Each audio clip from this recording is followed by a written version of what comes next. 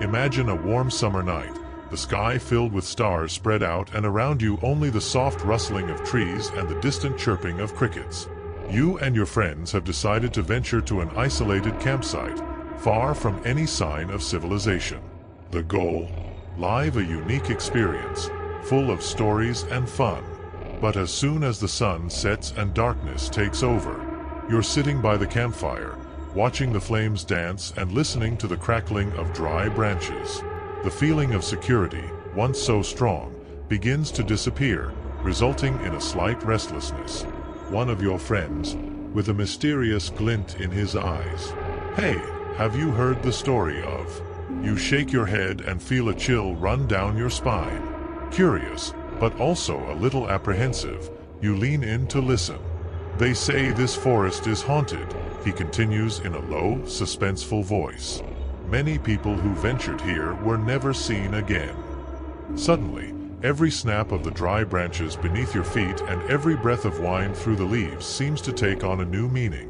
What started out as a night of outdoor fun is slowly turning into a potential nightmare.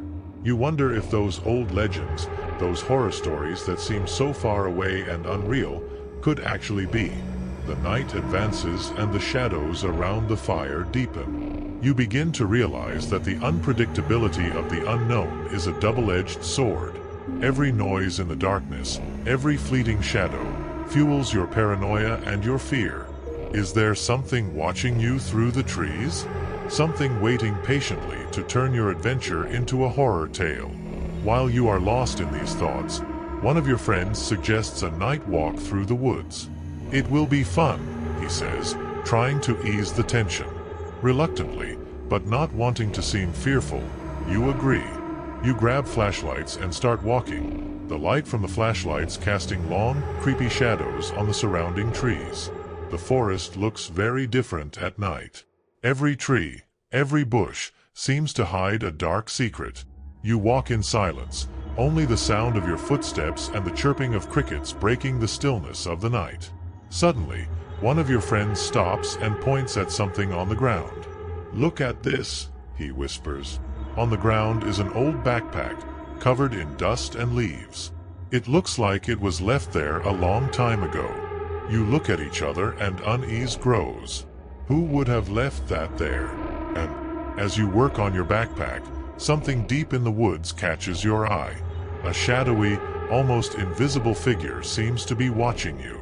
You blink and it disappears, as if it had never been there. Your heart beats faster, a rush of adrenaline. "Let's go back," you suggest, trying to stay calm. But his friends insist on continuing. "Just a little bit further," they say, laughing nervously. You agree, but the feeling of being obscured. As you move forward, the forest seems to close in around you, the trees denser and the paths less defined.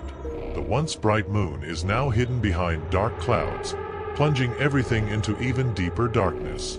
Suddenly, you find an old cabin, half hidden among the trees. The windows are broken, the door is open by a thread.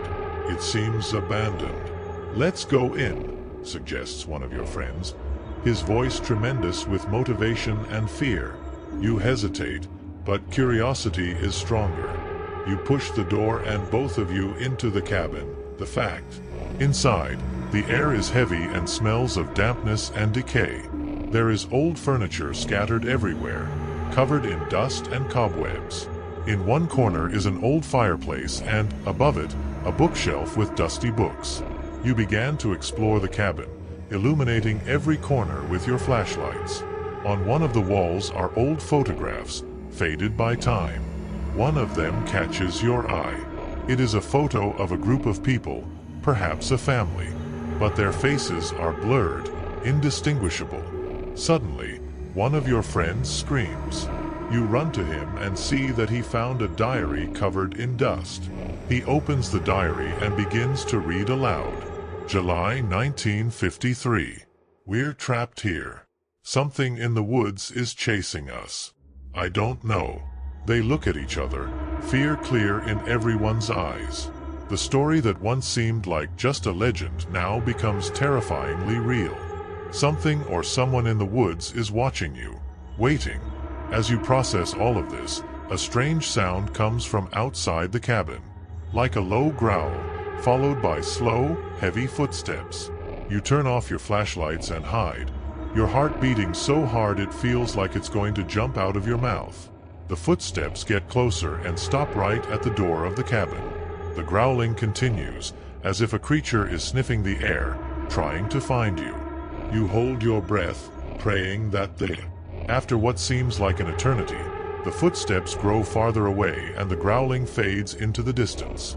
You wait a bit before emerging from your hiding places, still shaking. We have to get out of here, you say, and everyone nods. You leave the cabin and start running back to camp, not looking back. The forest seems more sinister than ever. Every shadow, every sound, seems to hide an imminent danger. You finally reach the camp and throw yourself around the fire, trying to calm yourself down. The night is still dark and the feeling of being watched doesn't go away. But do you know that you survived something terrifying, something that many owe? And so, with your heart still beating fast, you promise never to return to the forest. Because now you know that some legends are true, and that sometimes the unknown is better. And then, the bonfire begins to die down, the shadows lengthen and the night seems darker than ever. And you wonder, are we really escaping? Or is there something still watching us, waiting for the time to come? The answer, is hidden deep within that dark and mysterious forest. I hope you liked the story, because the second story is even more chilling. Just don't forget to see if you're already subscribed to the channel so you don't miss any terrifying stories. It was a perfect weekend for a camping trip.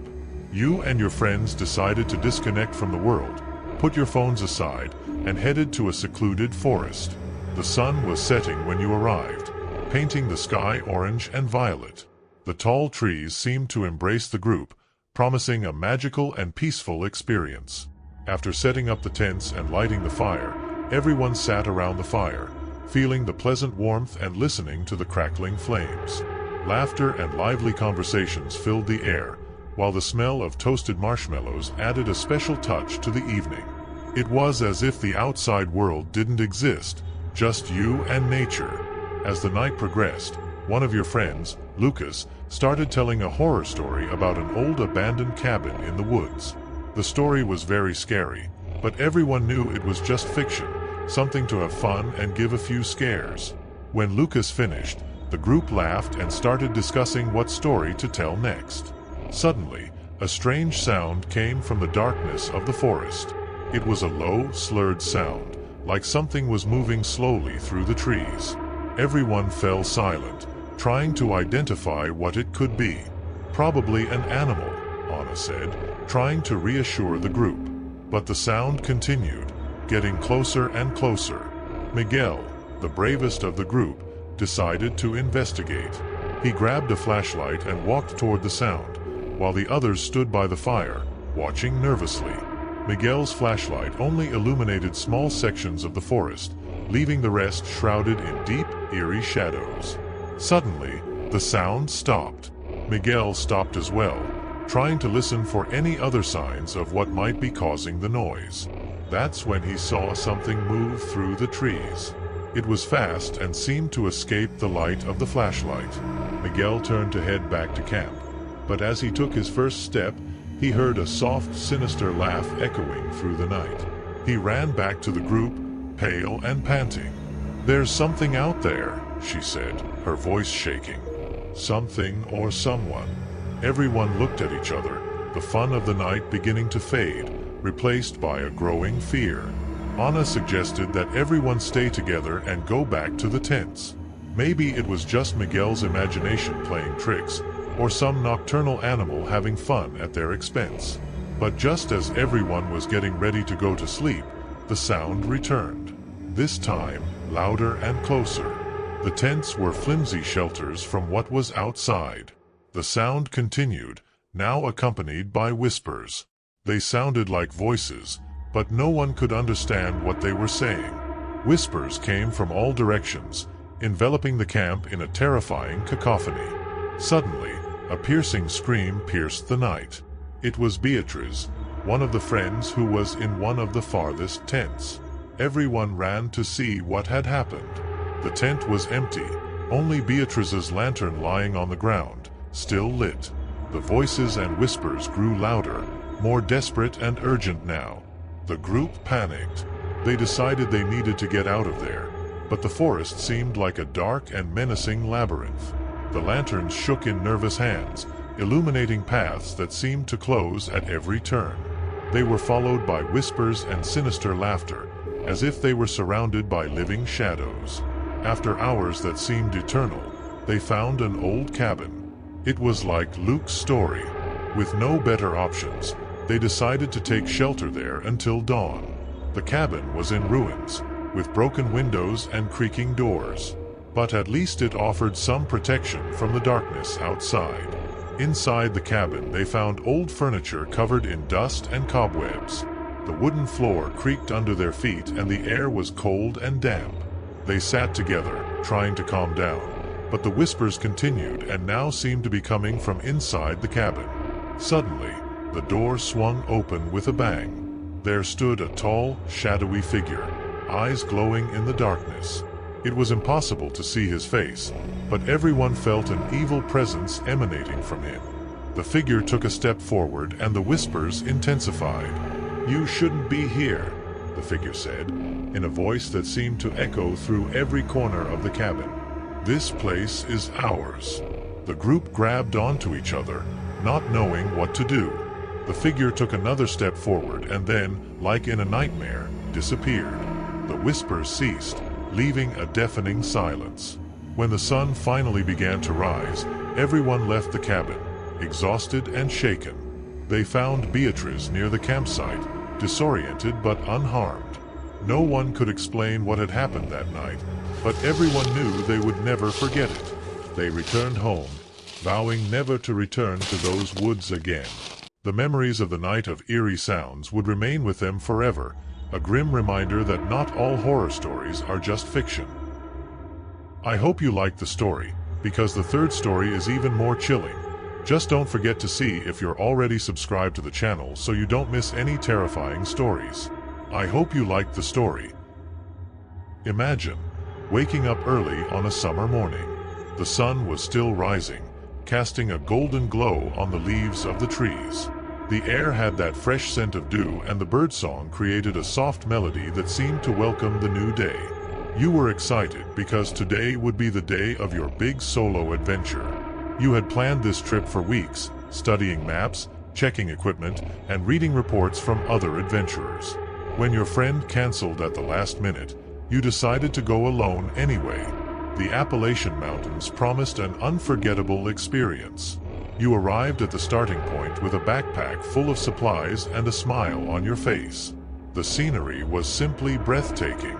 The tall trees swayed gently in the breeze and the sunlight created dancing shadows on the forest floor. The path was steep and demanding, but with every step, the satisfaction of getting away from the urban world filled your heart. As you walked, you noticed little details around you. A squirrel running along a branch, a butterfly landing on a wildflower, the sound of the wind rustling through the leaves. You stopped every now and then to admire the spectacular mountain views and listen to the soothing birdsong. With each climb and descent, you felt your muscles working and your heart beating faster, but the scenery around you made it all worth it.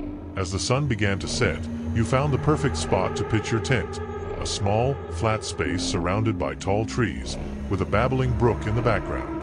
The place looked like something out of a fairy tale. You set up the tent skillfully, arranging your small space in a cozy way. Everything seemed perfect. You lit a fire, prepared your food, and sat down to enjoy the twilight. The flames of the bonfire cast dancing shadows on the surrounding trees, and the crackling of the fire was like background music for the night. The tranquility of the forest began to envelop you. The sky was turning orange and pink, and the first stars were starting to appear. You felt at peace, disconnected from the modern world and connected to nature. It was exactly what you needed, time to relax and reconnect with nature. But as night fell, something started to change. The silence of the forest, which had once seemed so peaceful, began to feel oppressive. The wind rustled through the trees, creating shadows that danced around your tent. The stream, which had once been a soothing sound, now seemed like a constant whisper. That was when you heard the first strange sound. Footsteps. Light but distinctly human footsteps breaking dry branches on the ground. Your heart started to beat faster, but you tried to convince yourself that it was just an animal. The sky was now completely dark and the stars shone brightly above you. You tried to distract yourself by looking at the constellations, trying to remember the names of the stars you had learned as a child. But your mind kept going back to those footsteps. Each smack of a branch seemed to echo in your mind, increasing the feeling of unease. Then suddenly, there was a louder noise, like someone tripping. You sat up quickly, eyes wide in the darkness, trying to understand what was happening. It was then that you saw a figure running just outside the firelight, disappearing into the trees. Your heart raced. Who could be there, in the middle of the forest, so far from any civilization? And why were they watching you? The sense of safety you felt dissolved, replaced by a growing sense of fear. The bonfire that once seemed like a source of comfort now cast eerie shadows around you. You tried to focus on the natural sounds of the forest to calm yourself, but everything seemed to have a sinister tone. The night seemed endless. Every little sound, every rustle of leaves, made your heart skip a beat. You tried to convince yourself that you were just imagining things, but the feeling of being watched was too strong to ignore. Eventually, exhaustion took over and, though you were reluctant, you ended up falling asleep, but the sleep was restless, filled with disturbing dreams and the constant feeling that something or someone was nearby. In the early morning, you woke up with a start. The silence was absolute, but you felt a presence. Slowly, you unzipped the tent and looked outside. Nothing but darkness and the light breeze swaying the trees. But the feeling of being watched continued. With your heart racing, you decided it wasn't worth staying there for another minute. As soon as the first light of dawn appeared, you quickly broke camp. You packed everything back into your backpack, put out the fire, and began walking back the way you came. With each step, you felt more relieved to leave that terrifying place behind. When you finally reached the starting point, you looked back one last time. The forest looked quiet and peaceful in the daylight, but you knew something about that night had forever changed the way you viewed nature. That feeling of being watched, of not being alone, will stay with you, a reminder that not all adventures in the wild are as lonely as they seem. When you got home, you told the story to your friends, who listened intently and with wide eyes. Some laughed, saying that their imagination had played tricks on them, but others, more attentive to the details, realized that something really strange had happened that night. You decided that next time you would choose a less isolated destination or take someone with you. But deep down you knew that this experience, as terrifying as it was, had become a story you would tell for years to come. Tell me which story made your hair stand on end? Tell me which one you liked the most? Because in the next video the story is even more chilling. Just don't forget to see if you're already subscribed to the channel so you don't miss any terrifying stories.